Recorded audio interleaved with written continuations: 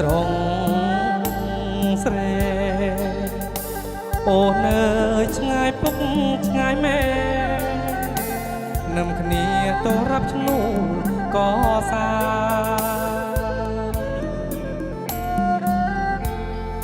មកធ្វើការស្រុកគីក៏ព្រមតែចង់បានស្តាមកធ្វើការក៏សាងយកប្រាំងទៅជួយគ្រួសារធ្វើស្រូវក៏ស្វិតមកអូនអើយបងសែនកំសត់តំឡងក៏ធ្លៀងរាខា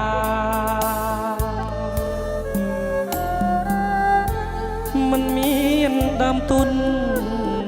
អយគីទៅចាប់ប្រាក់អង្គការ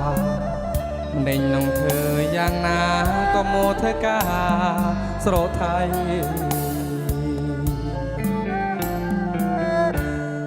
ឃើញថាមករួប្រាក់អូនអើយមេឃញើស្រោស្រាំងតែបងខំធ្វើការរើថ្ងៃ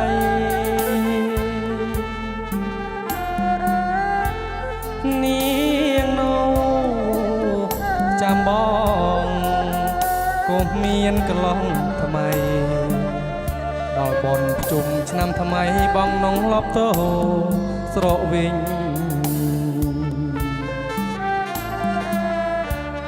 យើងធ្លាប់នោះស្រងស្រែអូនអើយចិត្តពុកចិត្តម៉ែធ្វើស្រែចងគូច្រូតស្មៅក្រមុំនាងចាំបងនងចងតូ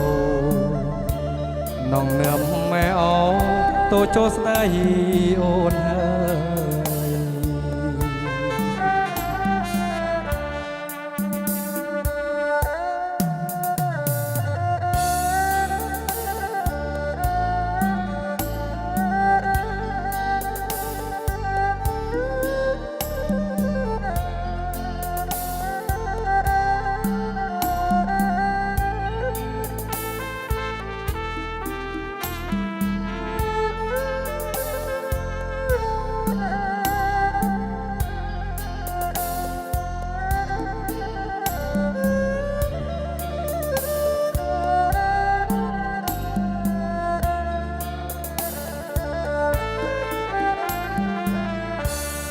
ឃើញថាមករួប្រាំងអូនអើយមេឃញើស្រោស្រាំងតែបងខំធ្វើការរើថ្ងៃ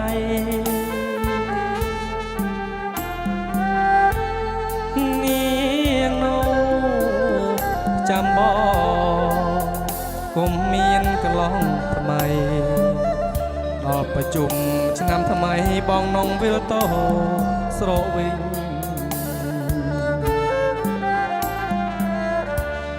យើងធ្លាប់នោះស្រងស្រែអូនអើយចិត្តពុកចិត្តម៉ែធ្វើស្រែចងគូច្រូតស្មៅនាងនោះចាំបងនងចងតូបងនងនំម៉ែអូតូចូលស្ដីអូនហើយ